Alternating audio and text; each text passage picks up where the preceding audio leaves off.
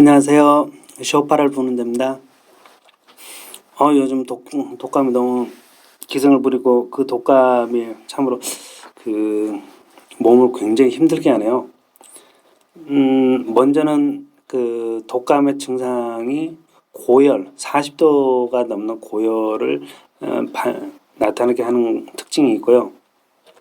그러면서 저희 아이들 같은 경우 보니까 배를 굉장히 심하게 아파하네요. 그러면서 또 다른 특징으로는 저도 이제 느낀 거지만 두통이 굉장히 심하게 옵니다. 그래서 그런 부분들에 있어서 이번 독감은 할 수만 있다면 안 걸리고 넘어갈 수 있는 그런 여러분들이 되기를 바랍니다. 오늘의 이야기는 위기라는 부분에 대해서 함께 이야기를 나눠보고자 하는데요. 한자어로 위기라는 단어에는 우리가 얼핏 보면은 그냥 하나의 뜻이겠거니라고 생각하는데 실제 한자를 보면은 그 안에는 서로 상반된 이율배반적인 두 가지의 뜻이 함께 어우러져서 위기라는 단어를 만든다는 것을 볼 수 있습니다. 위기라는 단어의 위자는 위태롭다는 뜻이고 위기의 기자는 기회를 의미하는 단어입니다. 즉 위태로움과 기회라는 두 사실이 공존함으로써 만들어진 단어가 위기라는 겁니다. 그래서 서양에서도 위기가 곧 기회다라는 말을 인용할 때 그때 비유로 설명하는 단어가 중국 한자어 위기를 예로 많이 든다고 하네요. 그래서 크라이시스라고 하는 거에는 dangerous라고 하는 내용과 opportunity라고 하는 기회, 성공의 기회인 거죠. 그 단어가 두 개가 함께 어우러져 있다라는 겁니다. 그랬을 때 준비되지 않은 자에게는 위기에서 곧 dangerous한 부분만을 경험하게 될 텐데 준비한 자는 위기, 크라이시스 속에서 opportunity, 기회를 보게 되지 않겠느냐라는 이런 희망적인 내용이 있을 것 같아서 오늘 영상을 만들어 보았습니다. 인터넷상에서 크라이시스에 관련된 몇 가지 단어를 검색해 보면요. 전세대란에 대해서 이렇게 검색해 보면 47만 건, 부동산 침체에 대해서는 840만 건, 2020년 경제 위기, 그러니까 내년인 거죠. 2020년. 내년에 어떻게 경제적인 부분에서 위기가 고조될 수 있다라는 이런 경각심의 글들이 2,600만 건입니다. 2,600만 건이죠. 그리고 한반도 전쟁 위기 이 부분에 대해서 550만 건. 이처럼 우리는 넘쳐나는 크라이시스 속에서 살아가는 그런 크라이시스의 홍수 시대에 살아가는 우리들을 할 수 있습니다. 이렇게 많은 그 위기에 대해 알리는 메시지가 이렇게 많은 시대에 우리가 살아가고 있는데요. 그러면 이런 위기가 찾아온다라는 것을 단순히 알리는 내용들은 많지만 그러면 소위 그래서 어쩌라고 이 질문에 만족할 만한 답변을 줄 수 있는 내용들은 과연 몇 개나 있는 것인지 이 부분이 참 아이러니합니다. 그래서 오늘은 우리에게 장차 위기는 올 것인데 라는 전제하에서 그럼 그 위기가 올 건데 우리는 그럼 어떤 대비를 하면 되겠습니까? 그로 인해서 위기라고 하는 크라이시스 안에서 dangerous 보는 게 아니라 opportunity, 기회를 엿볼 수 있는 우리가 되려면 어떻게 준비하면 되는지 이 준비할 수 있는 삶의 자세를 한번 이야기해 보고자 합니다. 우리가 얼핏 봤을 때 이 레고의 부품들을 보면 별것이 없습니다. 이것들을 가지고 도대체 뭘 할까라고 할 정도죠. 저는 제 아들이 레고를 좀 많이 가지고 있는데요. 물론 이제 주변에서 많이 준 거죠. 레고는 굉장히 비싸요. 막 몇십만 원, 20만 원, 30만 원 진짜 참 기본이다 싶을 만큼 이렇게 비싼데 그런데 그 레고를 사가지고 이렇게 상자에 넣어놓은 거 보면요, 별거 없습니다. 진짜 이게 왜 이렇게 비쌀까 싶을 정도로 그 부속품들은 하나같이 뭐 제대로 된 뭐 모양도 없고 그냥 다 어떻게 보면 어른들이 보면 야 이놈이나 저놈이나 다 똑같네 할 정도로 별거 없습니다. 그런데 이 부품들이 제대로 준비가 되면요, 이와 같이 멋진 부가티 승용차를 만들어 버릴 수가 있다는 겁니다. 이 부가티가 이제 실제 이 부가티 센터 DH라고 하는 이 자동차는 공개된 가격이 108억이라고 합니다. 그리고 미쉐린에서 전용 부가티 전용 타이어를 제공하는데 그 한 짝이 4,800만 원. 또 러시아에서 제작되는 이 휠 한 세트가 7,900만 원. 어마어마하죠. 근데 이렇게 어마어마한 것을 그 보잘것없던 부속품 가지고 만들어 된다는 겁니다. 얼마나 대단합니까? 다시 말하면 부속품을 대하는 우리의 마음가짐은 별것 아닌 것처럼 하찮게 여기는데요. 그 부속품들이 제대로 준비만 된다면 우리가 깜짝 놀랄 만한 일은 쉽게 일어날 수 있다는 겁니다. 이 부가티를 재난을 일으킬 수 있는 그런 크라이시스라고 우리가 생각을 해볼게요. 크라이시스라고 하는 이 부가티가 우리 눈앞에 나타날 때 우리를 깜짝 놀랍니다. 그런데 이 부가티가 나타나기 이전에 부속품의 상태로 있을 때는요, 우리가 하찮게 여깁니다. 야, 저런 건 그냥 내가 신경 안 써도 돼. 그냥 저런 일은 그냥 일어나도 돼. 라고 우리가 간과하는 일들이 있죠.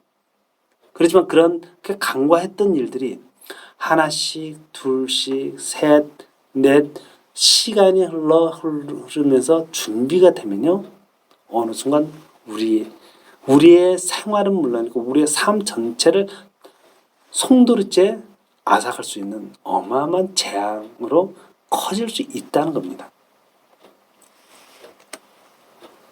그래서 이런 모든 재앙은 하루아침에 만들어지고 하루아침에 발생하는 게 아니라는 뜻에서 저는 이야기를 드립니다.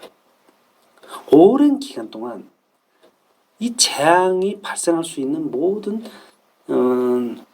전제 조건들이요, 하나하나씩 다 성실하게 준비되었을 때 이 위기, 재앙이 만들어진다는 겁니다.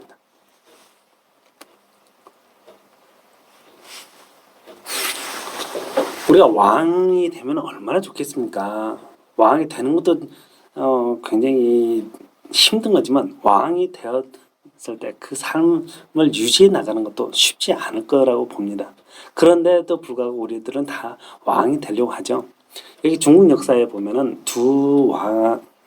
중국 역사 속에서 두 왕의 그 이야기를 설명해 드릴 수 있는데요. 한 명은 주지용령을 이렇게 지었던 걸왕이고, 다른 한 명은 이 걸왕을 무너뜨리고서 새로운 나라를 세운 탕왕에 대한 이야기입니다.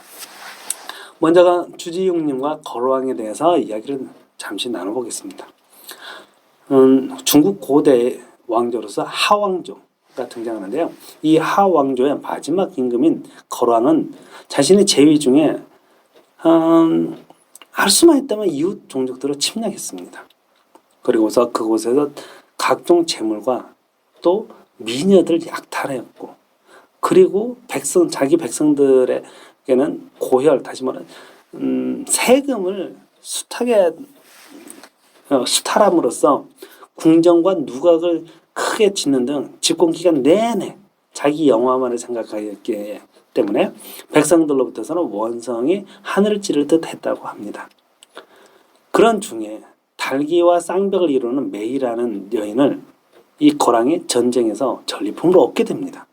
그녀의 미모를 보고 이 왕은 메이가 있으니 더 이상 무엇을 탐할 필요가 있겠느냐라고 말할 만큼 이제 뭐 전쟁에 이런 관심이 떨어져 버렸어요. 메이라는 여성을 자기가 얻었기 때문이죠. 그래서 주야로 메이를 껴안고 궁녀들과 질탕하게 놀아댑니다. 그러면서 중에 이 거랑은 자기 무릎에 앉아서 메이가 하는 무슨 말을 하든 그 말은 다 들어줍니다. 그래서 하루는 무릎에 앉아있던 메이가 주지육lum 짓자고 간청을 하게 되었고, 그 주지육lum을 지음으로써 어마어마한 사람들이 그 안에서 질탕나게 놀아다니까 엄청난 국고가 매일같이 소진되는 거죠. 그래서 국고는 하염없이 말라갔고, 메이는 그런 중에 또다시 더 큰 궁궐을 지어서 더 방탕하게 놀아보자 라고 그렇게 제안을 하자 왕은 또 그걸 들어줍니다. 이런 모든 조건들에 다 하나하나씩 채워져 나가자 결국 하왕조는 몰락해 버립니다.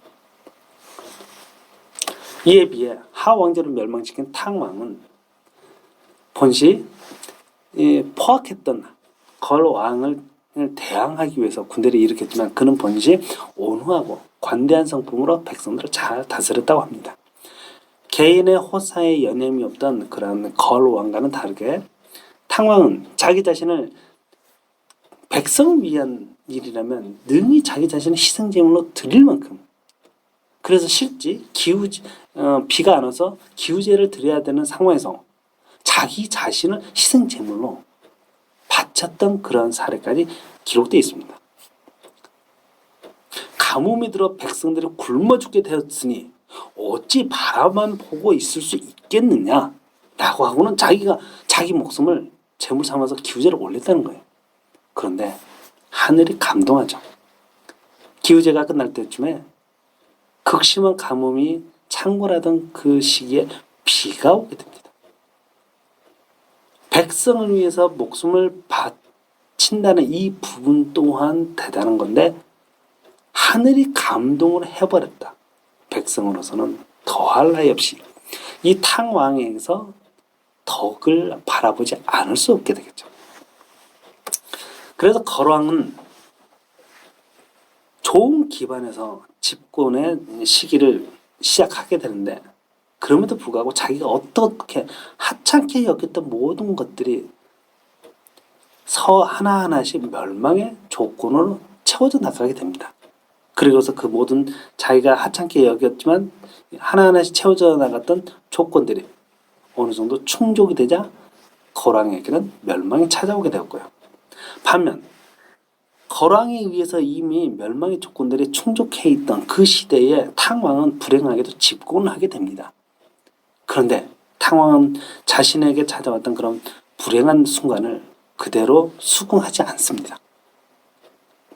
무너졌던 백성과의 신뢰관계를 자신의 목숨을 다해서 다시 쌓아나가게 됩니다. 하늘은 스스로 돕는 자를 돕는다 했죠. 자기의 목숨을 버려가면서 무너졌던 신뢰관계를 다시금 쌓아 올리려고 노력하자 하늘이 탕왕의 편에 서서 백성들을 위로하게 됩니다. 그로 인해 무너졌던 신뢰관계가 하나하나씩 쌓아가게 되고 탕왕은 국고를 채우는 것 이전에 백성들의 그런 삶이 다시금 회복되기를 먼저 바랬고 이로 인해서 탕왕은 결국 멸망으로 치닫게 됐던 그 모든 조건들을 하나하나씩 무너뜨려 가게 됩니다. 그 결과 탕왕은 칭송받는 왕으로서 역사에 남게 되죠. 모든 일은 이렇듯 삼박자가 맞아야 된다고 할 수가 있겠습니다. 내가 한 가지 일을 잘못하고 두 가지 일은 잘하는데 그럼에도 불구하고 재난이 찾아오겠느냐? 그렇지 않는다는 겁니다. 재난이 일어나기 위해서는 몇 가지 조건이 충족되어야 됩니다. 그 조건이 충족이 되기 위해서는 각각의 조건들 모두가 일사불란하게 성실하게 준비가 되어야 된다는 거죠. 근데 그 중에 하나만이라도 박자가 어긋나 버리면 그 일은 일어나지 않는다는 뜻입니다. 이런 부분에서 우리는 좋은 대안책을 얻을 수 있지 않겠느냐 싶습니다. 지금은 우리들에게 경제적 위기가 찾아온다 이런 말들이 많습니다. 그러면 이런 경제적 위기는 어떻게 준비되어 왔을까요? 제가 어느 인식하기 이전보다도 훨씬 더 이전에 어떤 기본적으로 정책들이 어떤 방향으로 흘러오게 되는데요. 그 중에 이제 저금리 시대가 시작이 됩니다. 저금리 시대가 되면 어떤 일이 일어나냐면 금리가 낮으니까 누구든 은행에서 돈을 가져다 쓰십시오라는 게 보편적인 사실이 돼버립니다. 마치 서부 개척 시대처럼 누구든지 은행에 돈을 가져다가 투자만 하면 그 고수익을 얻을 수 있는 그런 시대가 된 것처럼 이 저금리 시대는요, 돈을 빌릴 수 있는 사람들에게서는 신서부 개척 시대처럼 이렇게 되어버린다 할 수 있습니다. 그래서 너나 나나 할 거 없이 다들 은행을 찾아갔죠. 은행의 문턱을 넘어갔더니 은행은 빚을 빌려주는 그 대출의 문턱을 더 낮췄습니다. 영화 빅쇼트를 보면요, 자신이 기르던 개의 이름으로도 대출을 받았다라는 내용이 나와요. 그만큼 대출의 문턱은요 낮아졌습니다. 대출의 문턱이 낮아진 대표적인 사례는 이겁니다. 증명서가 없습니다. 내가 사람이라고 하는 증명서, 내가 사람인지 아니면 집에서 키우는 애완동물인지를 구분하는 증명서가 없고, 내가 수입을 만들어내는 그런 직업 활동을 하는지 아니면 백수인지를 증명할 수 있는 그런 증명서가 요구되지 않은 채로 대출이 된다는 거예요. 이게 손쉬운 대출입니다. 그로 인해서 뭐 주택담보, 신용대출, 부동산대출, 각종 대출들이 막 만들어지죠. 은행에서. 은행은 그냥 돈 갖다 쓰십시오를 막 외쳤습니다. 그러자 사람들은, 원래는 개척시대는 탄광을 찾아서 가야 되잖아요. 금맥을 찾으러. 그런데 사람들이 다들 앞다퉈서 은행으로 오죠. 주변에 건물을 짓는 사람들이 많습니다. 새롭게 기존 그 오래된 낡은 건물들을 무너뜨리고 새로운 건물을 짓는데, 이분들의 이야기를 보면요, 또 자동차를 새로 살 때, 또 집을 살 때 이런 거 보면요, 자기 돈으로 그걸 하면 바보라고 말을 해요. 왜 네 돈 가지고 하려고 해? 은행에서 돈을 가져다가 하는 거야. 이게 기본 상식이라고 하는 것처럼 모든 게 빚을 지는 게 기본 상식이 돼버린 그런 시대가 돼버렸습니다. 그래서 빚 없는 사람은 없죠. 그러다 보니 어떻나요? 내가 애써서 번 돈을 갖다가 흥청망청 쓰려고 하면요, 너무나 막 손이 부들부들 떨립니다. 내가 이 돈을 벌기 위해서 얼마만큼 노력을 했는지를 내 몸이 알기 때문인 거죠. 그런데요, 우리가 복권으로 1억 천금을 받은 사람이 그 돈 아껴 쓰는 걸 봤습니까? 아니죠. 쉽게 벌었기 때문에 쉽게 써버립니다. 이것처럼 은행에서요, 저리로 대출 받은 돈들은요, 노력하지 않고 돈을 벌었네? 라는 것처럼 인식이 됩니다. 그래서 그냥 명품, 화려한 레저, 그리고 그냥 매스컴에 나오는 재벌들 있죠. 그런 사람들이 하는 생활, 가지고 나도 하지 라는 것처럼 화려한 생활을 아무렇지 않게 하게 됩니다. 내 몸은 그만큼의 돈을 버는 데 있어서 땀을 흘려본 적이 없기 때문에 무덤덤합니다. 그러니까 이게 내 돈이지만 내 돈이 아니라는 생각을 못하고 그냥 막 긁어대게 되죠. 그러다 보니 어떻습니까? 지출이 방만해지죠. 결국 흥청망청, 한탕주의. 야, 까짓것은 이거 뭐 대출 한번 받은 거 써버려. 또 다음에 대출 한번 받으면 되지. 그리고 그걸로 내가 투자하면은 또 한탕 되겠지. 이렇습니다. 그러다 보니 어떤가요? 아무리 서부 개척 시대라고 한다고 해서 땅 파면 금이 나옵니까? 아니죠. 누군가는 땅을 파했을 때 거기에서 금맥을 찾을 수도 있지만 누군가는 거의 대부분은 찾지를 못합니다. 또 누군가는 찾았다 할지라도 다른 또 도적들이 와가지고 그 찾았던 금맥을 빼앗아 가버리기 때문에 빼앗기는 일도 있습니다. 그래서 현실은 거의 내 생각처럼 그래 호락호락하지 않죠. 그러다 보니 어떻습니까? 현실적으로 압박은 커지죠.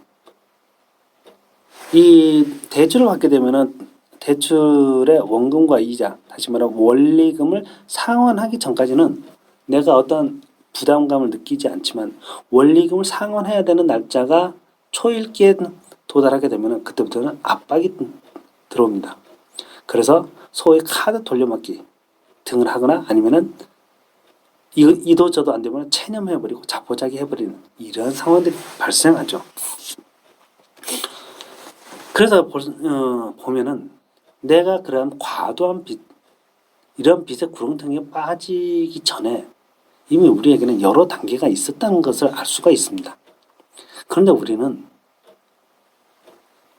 그냥 멈추지 못했다라고 할 수가 있어요. 멈추지 못한 건지 아니면 일부러 멈추지 않은 건지.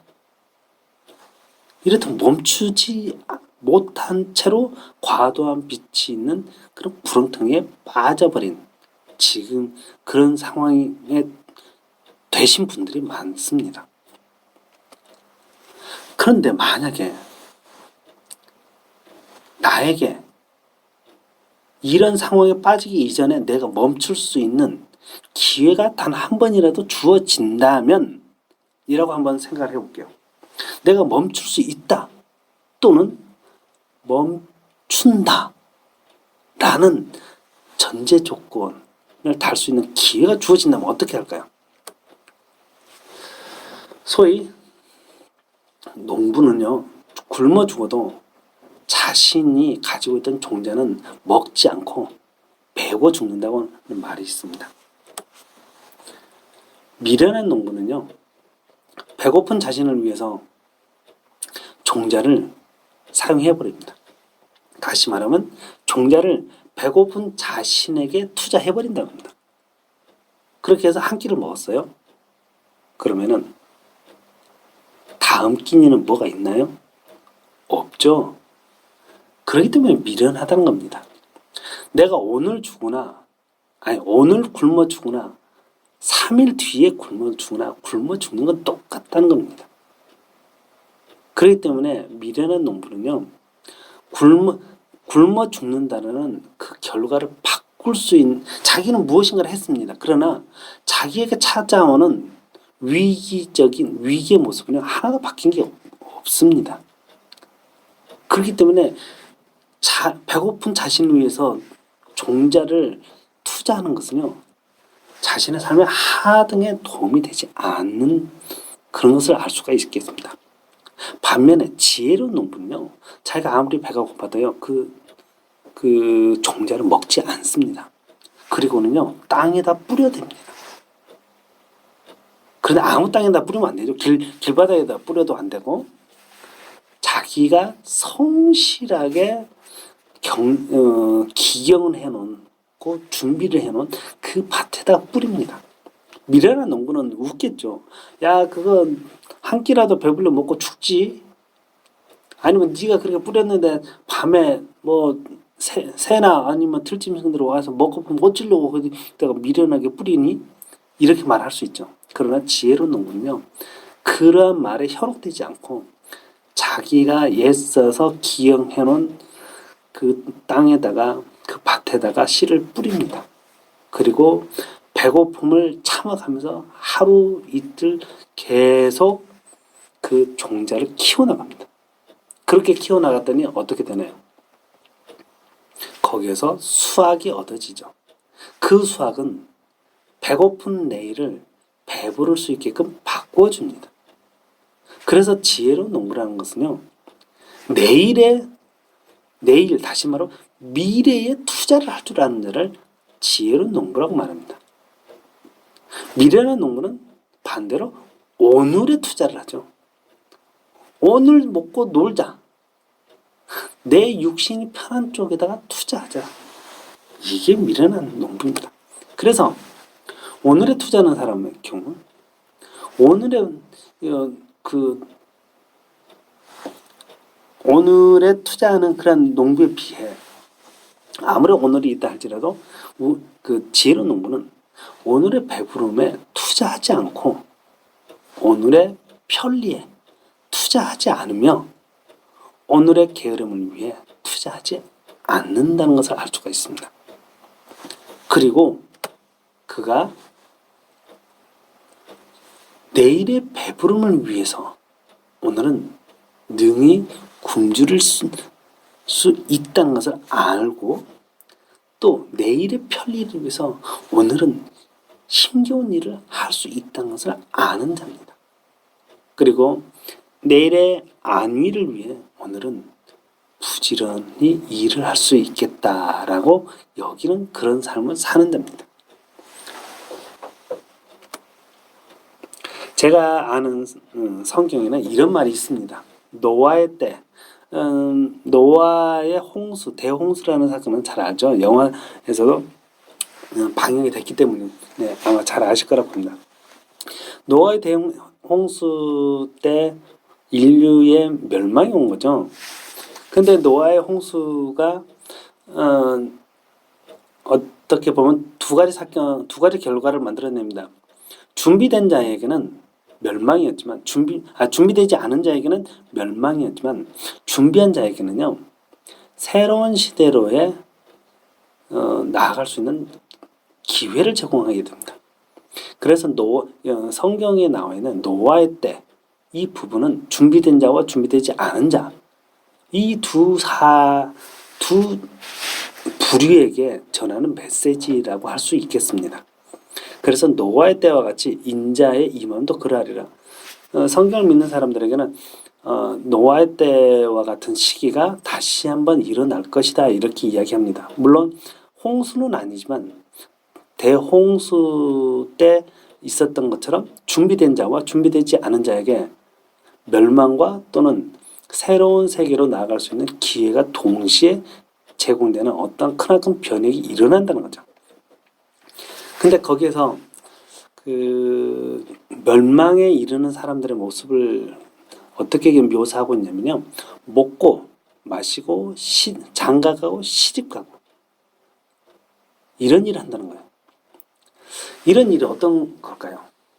앞서 이야기했던 것처럼 먹고 마시고 장가가고 시집가고 하는 이런 일들이 있는데 과연 이런 일들이 오늘을 살아가는 나에게 충실한 삶의 모습인지 아니면 오늘은 조금 힘들더라도 내일보다 더 나은 내일을 위해서 내가 준비하는 삶의 모습인지 이 부분에 대해 생각해 봐야 된다는 겁니다. 근데 이게 오늘에 살아가는 자신을 위해 오늘을 즐겁게 하고 오늘을 더 만끽하게끔 하는 삶의 방식인지 아니면 내일 더 나은 내일을 위해서 오늘을 찾아오는 고통을 감내하는 것인지 이런 것을 깨닫지 못한 채로 그저 먹고 마시고 씻고 장가가는 일에만 매달리는 사람들은 결국 파멸의 어떤 대변혁이 일어났을 때 그 변혁 안에서 파멸을 선택하게 된다는 겁니다. 제가 여러분들에게 들려드리는 이야기는 바로 그겁니다. 준비되지 않은 자에게는 내일이 없습니다. 우리가 회사에 이력서를 낸다고 할게요. 이력서를 낼 때 면접을 볼 때 그 면접관들은 어떤 사람을 채용하겠습니까? 준비된 자가 있고 준비되지 않은 자가 있습니다. 그런데 회사는 야, 너 준비되지 않았지만 내가 우리 회사에 채용해서 너가 준비가 될 수 있도록 모든 것을 뒷발이 해줄게. 이렇게 말하는 회사가 있을까요? 없죠. 준비된 자와 준비되지 않은 자가 둘이 지원했을 때 회사는 당연히 준비된 자를 택합니다. 그리고 우리 대통령 선거나 국회의원 선거를 보면 그러잖아요. 저는 준비됐습니다 라고 이야기하잖아요. 준비된 자에게 우리는 권력을 나눠줍니다. 그리고 준비되지 않은 자에게는 가서 준비 더 하고 오십시오. 이런 말을 하죠. 성경도 그와 같은 이야기를 합니다. 물론 다른 종교에서는 어떤 이야기 하는지 모르겠지만요. 제가 뭐 다른 종교는 아직 모르기 때문에 그 부분까지는 이야기할 수 없지만 제가 아는 성경에서는 그렇습니다. 준비된 자에게 내일이 있다는 겁니다. 준비되지 않은 자에게는 멸망만 있고요. 그래서 성경은 그런 부분들을 이와 같이 이야기합니다. 하나는 준비되지 않은 자들이 가는 길은 넓은 길이고 준비된 자에게는 좁은 길이 있다고 합니다. 그래서 넓은 길로 가는 사람들을 보면 아까도 말씀드렸듯이 먹고 마시고 장가가고 시집가는 일. 사실 말하면 자기 자신을 위하는 일에 굉장히 하루를 다 소진해도 부족한 그런 삶을 산다는 거죠. 그러니까 그런 사람들이 사는 길은 성경의 표현을 보면 굉장히 많기 때문에 그들이 살아가는 삶의 방식은 대로 넓은 길이라고 말합니다. 그 넓은 길을 영어로 뭐라고 할 수 있을까요? 브로드웨이라고 말합니다. 이 사진에 있는 이 장면이요. 브로드웨이를 검색하게 되면 볼 수 있는 사진입니다. 브로드웨이 유명하죠.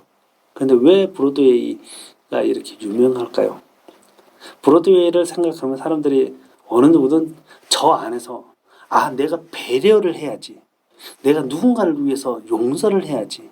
누군가를 위해서 내가 대신 헌신을 해야지. 이런 생각을 할 수 있을까요? 그런 생각을 갖기보다는 내가 좀 더 화려한 모습을, 내가 좀 더 영광을 받는 그런 순간이 나에게 찾아오겠지. 이런 생각을 쉽게 할 수 있겠죠. 오로지 나만을 생각하는 거. 그런데 오른쪽에 있는 저 좁은 길. 저 좁은 길에서는 어디 자기 생각을 할 수 있겠습니까? 저 길바닥에 앉아서 나는 여기가 가장 편안하고 가장 안락하고 내가 여기에 거하는 게 가장 좋겠다라고 여길 수 있는 상황이 되겠는지요. 저 같은 경우는 저는 약간의 고소공포증이 있는데 저런 길을 걷는다면요. 할 수만 있다면 내가 팬티 하나만 있다 할지라도 할 수만 있다면 쉬지 않고 내가 목적지까지 한순간에 가고 싶은 그런 마음이 들 겁니다. 왜냐? 저기는 억만금을 준다해도 저는 저기에서 자리 펴고 살고 싶지 않거든요. 그러니 저렇게 좁고 협착한 길을 걷는 자는 자신의 의복에 언제 관심을 두겠습니까? 그래서 자신의 그 길을 걸어 나가는 그 삶의 목표, 그 목표는 그 자리에 안주하는 게 아니라 목적지까지 어떤 일이 있어도 가야 된다 이거겠죠. 그렇기 때문에 자신의 의복, 자신의 먹고 안 먹고 여기에 연연하기보다는 목적지에 나아가기 위해서 조금도 지체하지 않는 그런 삶을 살겠죠. 이 피노키오에 관련된 영상인데요.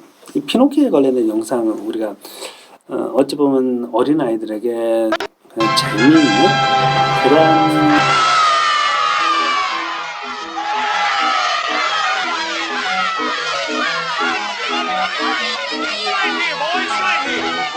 Cake, pie, new pickles, and ice cream. Eat all you can. Be a glutton. Stuff yourselves. It's all free, boys. It's all free. Hurry, hurry, hurry, hurry. The Rough House. The Rough House. It's the roughest, toughest joint you ever seen. Come in and pick a fight, boys. Oh, boy, a scrap. Come on, let's go in and poke somebody in the nose. Why? Just for the fun of it. Okay, Lampy. Tobacco roll, discuss cigars, cigarettes, and chewing tobacco. Come in and smoke your heads off. There's nobody here to stop Pinocchio! Pinocchio! There's something phony about all this. I gotta get him out of here. Hurry, hurry, hurry, hurry, hurry. See the model home. It's open for destruction. And it's all yours, boys. It's all yours.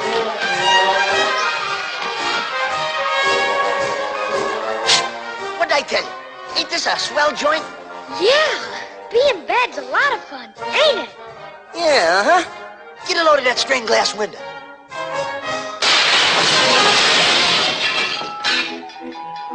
All right now, hop to it, you blokes. Come on, come on. Shut the doors and lock 'em tight. Now get below and get them crates ready. Give a bad boy enough rope and he'll soon make a jackass of himself.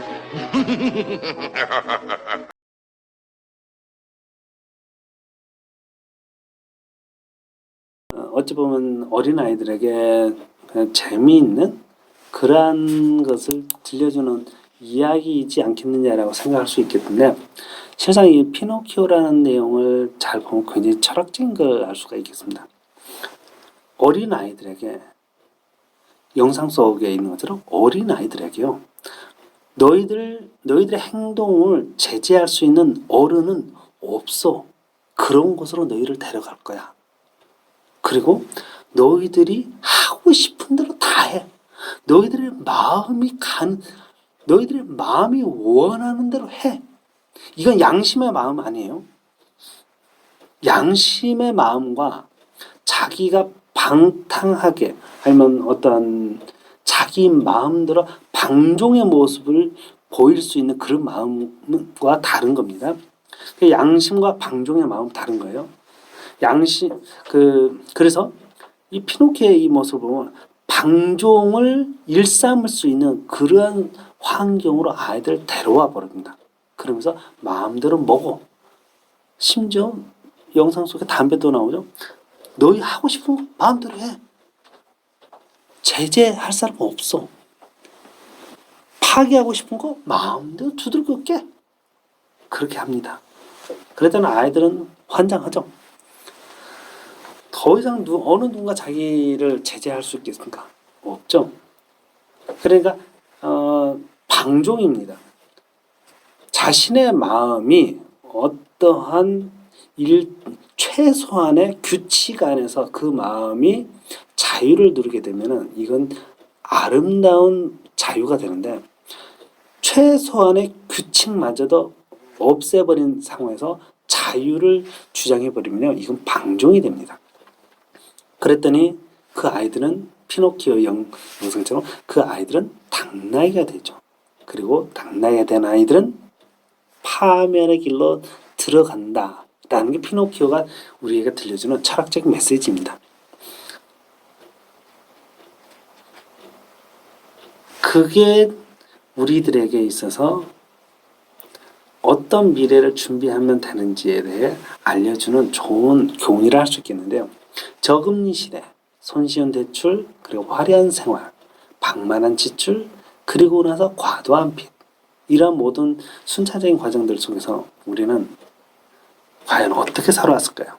그런데 당나귀가 됐던 피노키오, 그리고 그 친구들, 당나귀가 되기 전까지는 내가 이 생활을 멈출 필요가 있을까라는 생각을 한 번도 안 해봤겠죠.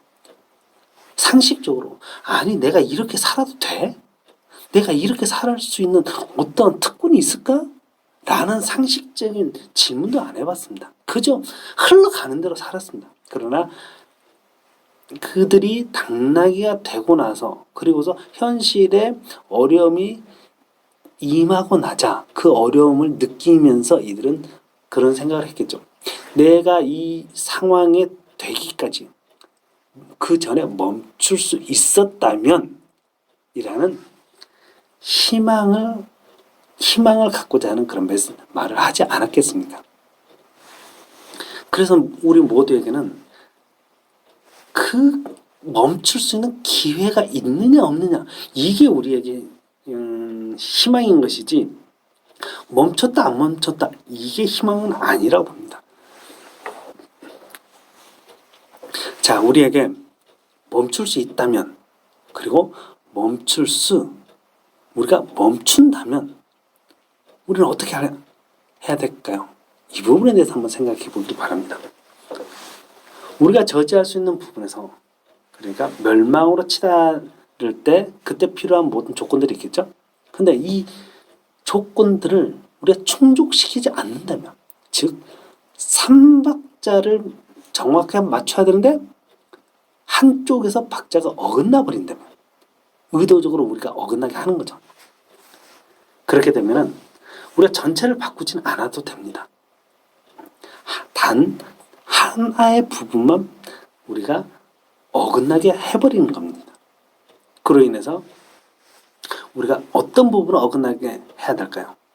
내가 손쉽게 할 수 있는 부분이겠죠. 이 양치기 소년의 이야기는 좀 더 이제 실질적인 이야기를 할 수 있겠는데요. 양치기 소년의 이야기 중에 어떤 결과가 있는지 우리는 잘 압니다. 그런데 이 양치기 소년의 맨 첫 출발에는 이 아이에게는 재앙이 찾아오지 않습니다. 그리고 솔직히 이 아이가 있는 상황에서 늑대가 왔다 할지라도 이야기 초반부에서는 이 아이를 도울 수 있는 이들이 항상 있기 때문에 늑대가 찾아온다는 그 자체가 재앙이 되지는 않습니다. 그런데 이 아이는 스스로 자신에게 재앙이 될 수 있는 요건들을 만들어갑니다. 그것은 뭐죠?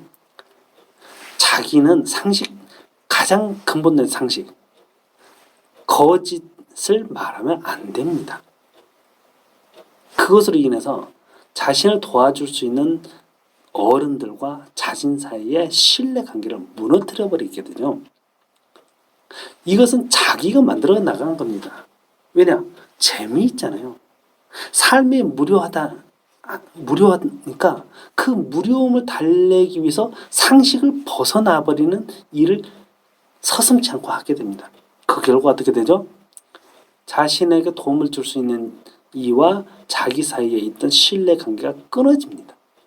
근데 이거에 대해서 이 아이는 그 신뢰관계를 뭐 대단하겠어? 라는 말을 합니다. 왜냐? 이 양들이 소중하잖아.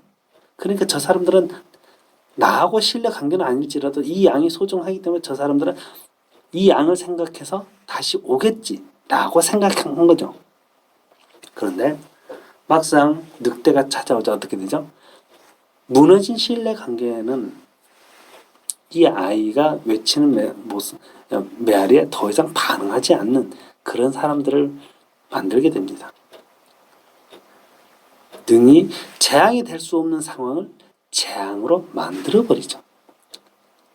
그래서 우리 사회에서는 우리가 신뢰관계 이 부분은 굉장히 등한시할 수 있습니다. 내가 저런 거하고 굳이 신뢰관계를 맺어야 돼? 내가 저런 사람들과 어떻게 내가 어떤 뭐라고 해야 될까요? 내가 왜 저 사람들을 의지해야 되지? 나 저 사람들 없어도 돼. 라는 식으로 자기 주변의 사람들에 대해서 신뢰관계를 스스로 끊어버리는 그런 생활들을 하게 되죠. 그런데 이 양치기 소년의 결과처럼 우리가 그렇게 사소하게 생각했던 것들이 어떤 일이 일어났을 때 그 일이 재앙적 수준으로 발생하지 않을 수 있는 충분한 수준임에도 불구하고 나로 인해서 내가 끊어버린 그 신뢰관계는 그 일을 재앙적 수준으로 충분히 끌어올리기에 합당한 조건이 된다는 겁니다. 그러니까 이 부분에서 양치기 소년은 양치기 소년에게 있어서 무슨 지혜로운 모습을 우리가 엿볼 수 있나요? 없죠. 양치기 소년은요, 내게 있어서 우리는 굳이 그 지혜를 따질 필요도 없습니다. 왜냐면 그가 보고 들은 그대로만 전하는 상황이었고, 역시 마을 사람들도 그가 전하는 것을 그냥 그대로 옮겨서 행동했을 뿐이거든요. 두 사이에 어떤 특별한 지혜자의 모습, 지혜를 가지고 분별해야 되는 그런 모습은 없습니다.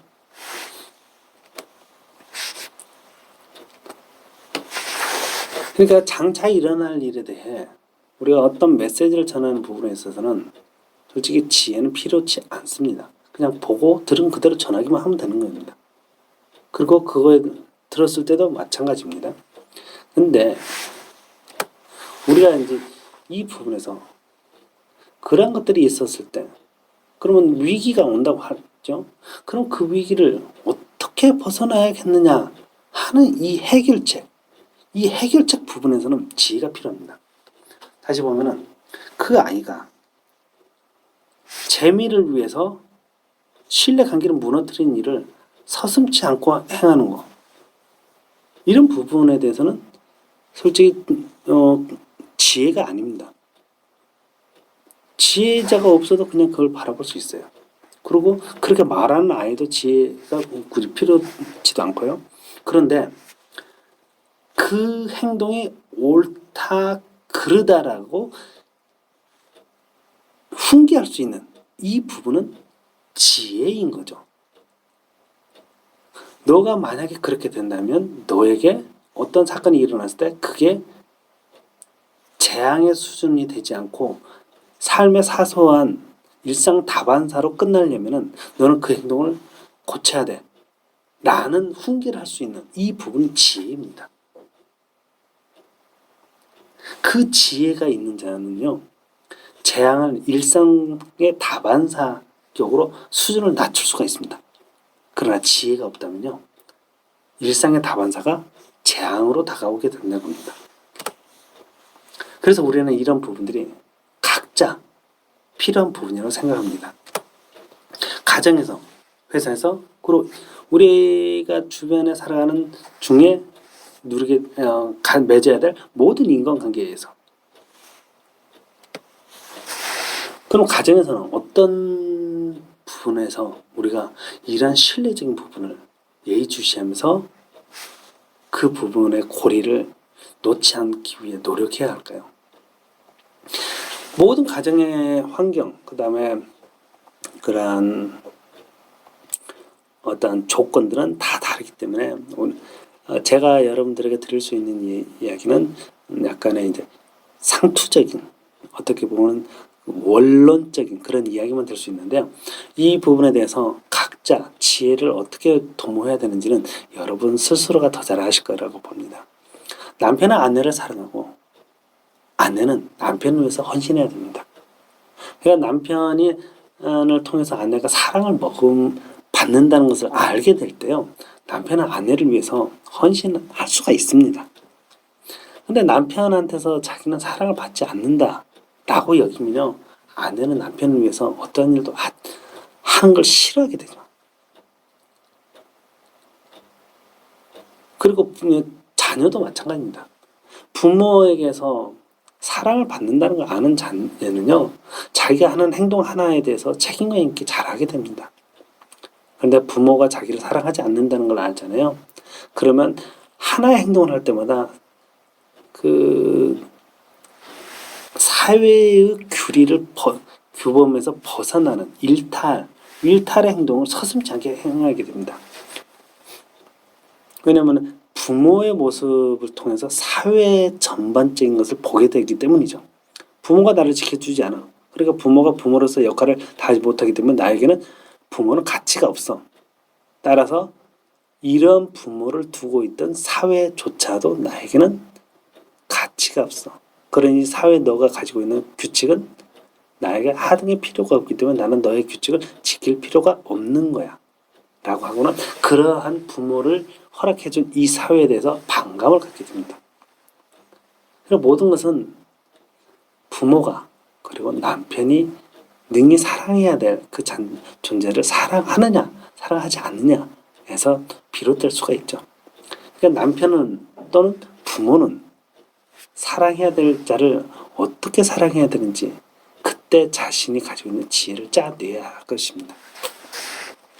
그리고 회사에서 상급자는 하급자를 아껴주고 하급자는 상급자를 배려하며 고용주는 직원을 사랑하고 직원은 애사심으로 고용주에게 행동하면 됩니다. 원론적인 거죠. 상급자가 자기 자신을 굉장히 눈여겨보고 칭찬한다고 그것을 느끼는 자는 하급자가 원하는 수준 이상으로 일을 하게 됩니다. 그 말이 명령으로는 고래를 춤추게 할 수 없습니다. 그러나 칭찬을 통해 고래를 춤추게 할 수 있다라고 말이 있잖아요. 그거와 같습니다. 그래서 고용주는요, 다른 걸 할 필요 없이 직원을 사랑하는 그 모습을 가지면 됩니다. 그러면요, 그 사랑을 받잖아요. 직원은 회사를 사랑하게 됩니다.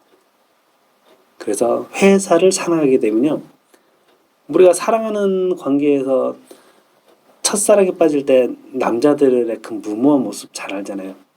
하늘의 별도 딸 수 있겠다는 지극히 미련하면서도 무모한 행동을요 당당하게 할 정도로 바보스러워집니다. 마찬가지입니다. 직원이요 애사심을 갖게 되잖아요. 회사에 어떤 어려움이 있더라도요 그 어려움은 어려운 게 아닙니다. 하늘의 별도 따를 수 있는데 그깟 회사의 어려움조차 안 되겠습니까?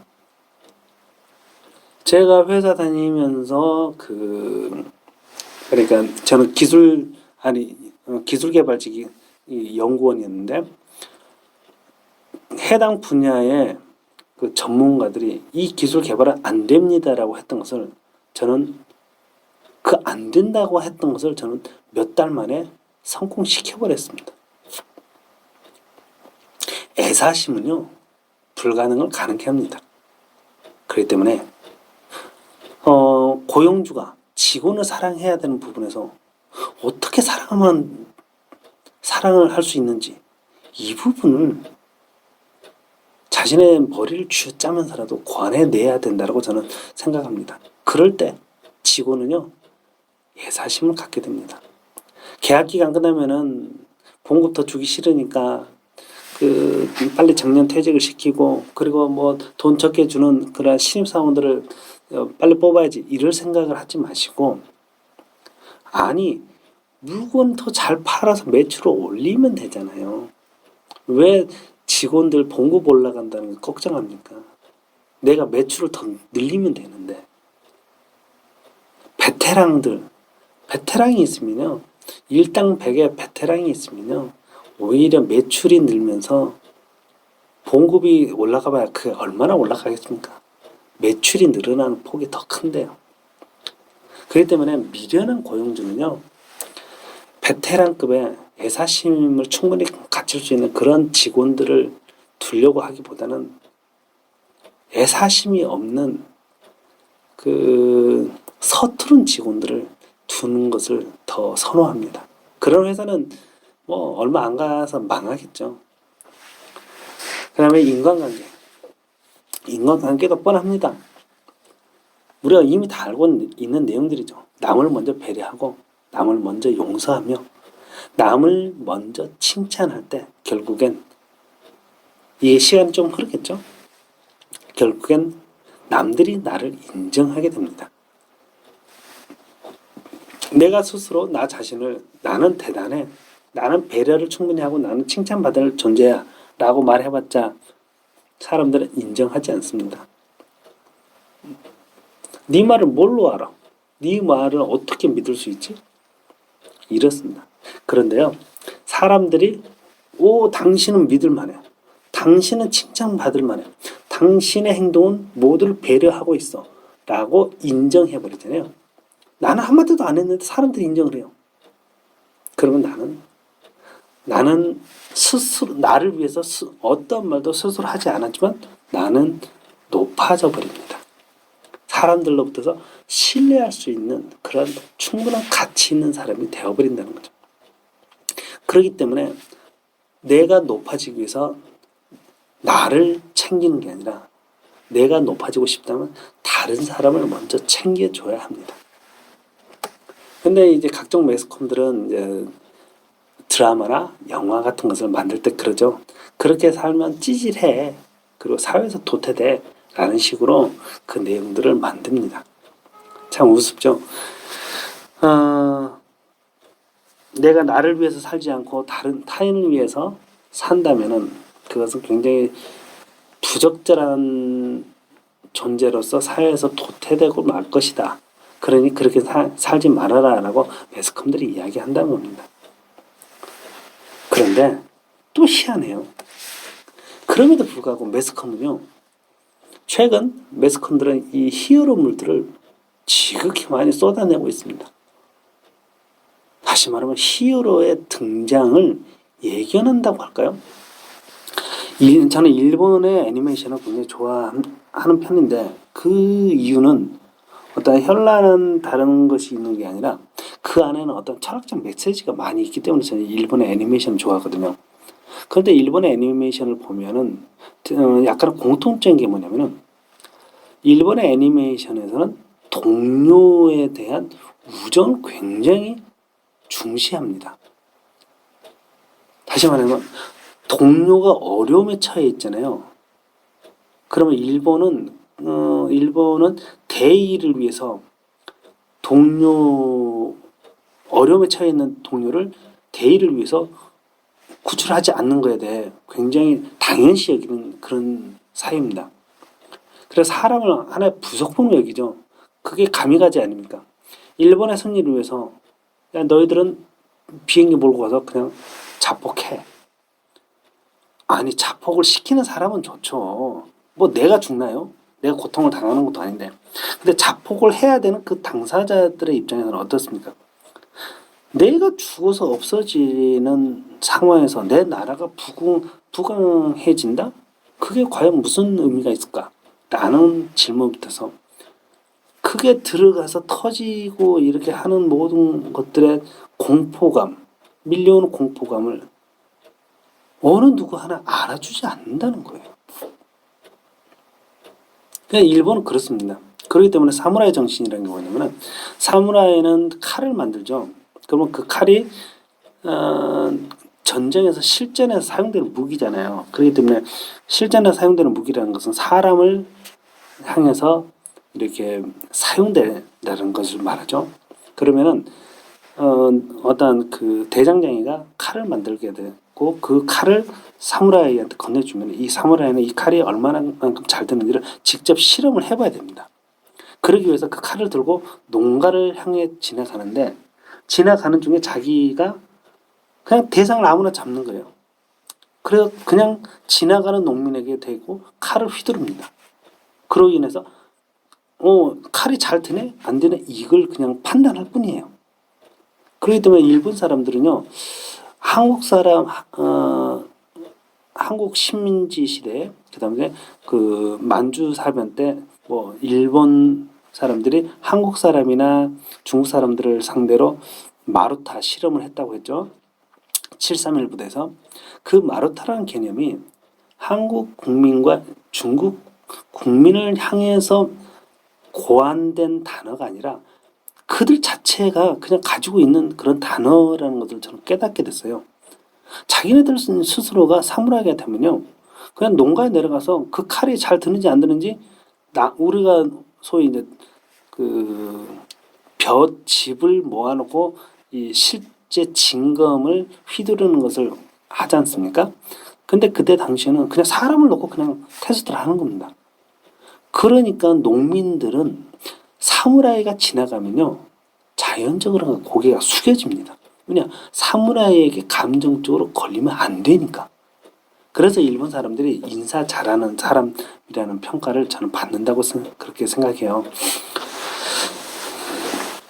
그러다 보니까 일본의 애니메이션이 갖는 메시지가 뭐냐면요, 동료에 대한, 우리는 같은 동료이지 않느냐, 우리는 같은 국민이지 않느냐, 이 부분에 대해서 계속적으로 강조하는 메시지를 그 애니메이션에 담아내고 있습니다. 그러니까 애니메이션을 볼 때마다 그 국가의 어떤 그 단체의 어떤 목적이 있음에도 불구하고 내 동료가 어려움에 처해 있으면은 내 동료를 구하기 위해서 그 주인공은 가차없이 투입이 됩니다. 그래서 그 동료를 구해내오는 중에 함께 그 집단의 그 목표까지 이루는다. 이런 게 그 일본 애니메이션에 많이 깃들어 있습니다. 근데 그 이유는 뭐겠습니까? 국민을 마루타로 여기지 말아달라. 이걸 강조하는 거 아니겠습니까? 이게 그 국민들의 바람이라는 거죠. 마찬가지로 제가 말씀드린 이 히어로에 대한 부분들, 마블 있죠. 마블 시리즈가 얼마나 대단합니까? 근데 마블 말고 또 있죠. 근데 그런 것들을 보면은 이 영화들이 담고 있는 메시지가 뭐겠습니까? 우리 삶에는 영웅이 필요하다는 거 아니겠습니까? 영웅은 그러면 누굽니까? 자기 자신의 호사다마한 그런 삶을 지향하면서 그걸 위해서 온갖 수단과 방법을 가리지 않는 존재가 영웅인가요? 아니죠. 자신의 호사스러운 것은 생각지도 않습니다.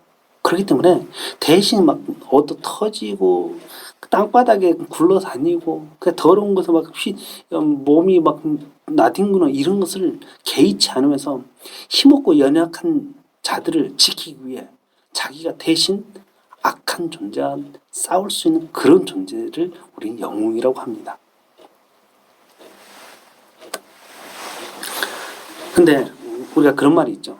난세에 영웅이 난다. 다시 말해 난세에 영웅이 태어난다라고 하죠. 이 말을 바꿔서 말하면 난세는 영웅을 만든다라고 할 수 있겠습니다. 영웅이라는 것은 먼저 주변 환경이 조성이 되어야 된다는 겁니다. 그 주변 환경이 뭐냐면 타인을 우선시할 수 있는 그런 절묘한 상황이 있을 때 그때 나 자신을 생각하는 사람이 될 것이냐 아니면 나 자신을 충분히 고려할 수 있음에도 불구하고 당당하게 타인을 먼저 배려하는 모습을 보일 것이냐 이 차이인 거죠.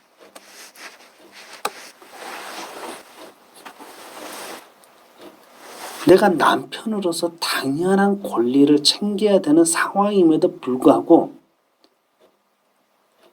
남편으로서 받아야 될 권리를 내려놓고 혜택을 내려놓고 아내를 먼저 챙기겠다는 의무감을 먼저 떠올리는 사람이라면 그는 영웅이 될 수 있습니다. 자녀에게서 부모로서의 대우를 받으려는 그 순간에 그걸 먼저 내려놓고 부모가 사랑하는 존재로서 자녀를 여겨야 된다는 그 생각을 먼저 떠올릴 수 있다면 여러분은 영웅이 될 수 있지 않을까요? 내가 상관이기 때문에 마땅히 이러한 일을 하급자에게 시킬 수 있다라고 하는 그러한 권위적인 부분을 생각하기보다는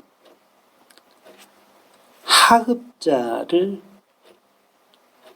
내 가족처럼 생각하고서 내가 조금 그를 위해서 헌신을 할 수만 있다면 이라는 생각을 떠올린다면 그 하급자는 저분이 나의 이름을 기억하고 있어? 저분이 나의 이 상황을 고려해서 내 대신에 저 무거운 것을 대신 저 어려운 일을 대신해 주신다고? 이러한 마음을 갖게 해준다면 그 상급자는 능히 영웅이 되지 않겠습니까? 우리가 어려운가요? 내가 마땅히 받아야 될 권리를 한 템포 낮춰서 의무를 먼저 수행하는 것으로 바꿔버린다면 우리는 영웅이 될 수 있다라고 봅니다. 이렇게 되면요, 어떠냐면요, 우리가 사람을 감동시킬 때 누군가는 비싼 선물을 줘야만 된다고 생각합니다. 그래서 없는 돈, 있는 돈 다 긁어 모아서 사람들한테 돈을 투자합니다. 그러니 대출을 받아도 힘들죠, 살아가기가. 그런데 사람의 마음을 감동시켜버리면요, 돈이 필요가 없어요. 이미 마음이 감동이 돼버렸는데 행동만으로 말만으로 그러니까 말 한마디로 천냥빚을 갚는다는 말이 있죠. 이게 대단한 겁니다. 상대를 배려할 수 있는 그 말 한마디만으로 내가 돈을 지불하지 않아도요, 봉급을 주지 않아도요, 직원들이요, 회사를 위해서요, 밤새버려요.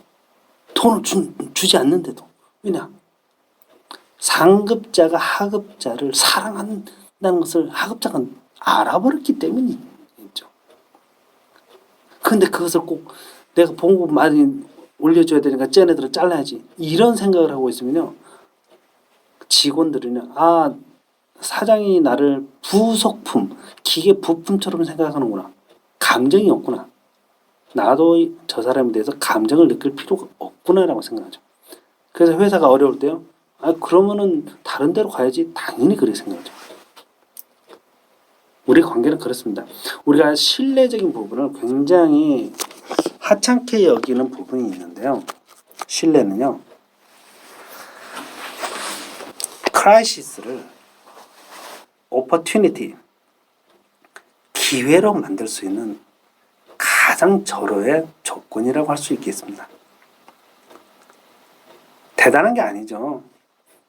제가 여러분들에게 제시할 수 있는 방법이 뭐 특별하게 그 뭐라고 해야 되죠?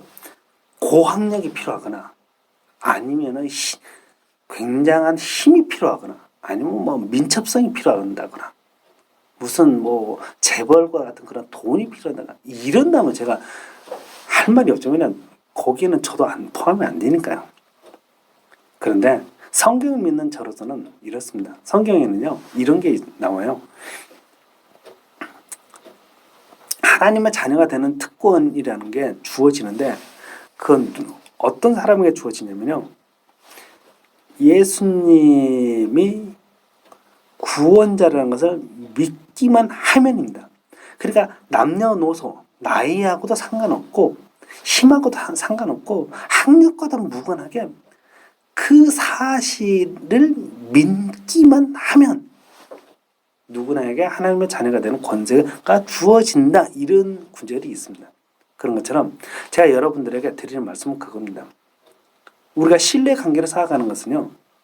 학력, 연령, 재산, 사회적인 명예와 상관이 없습니다. 누구나입니다.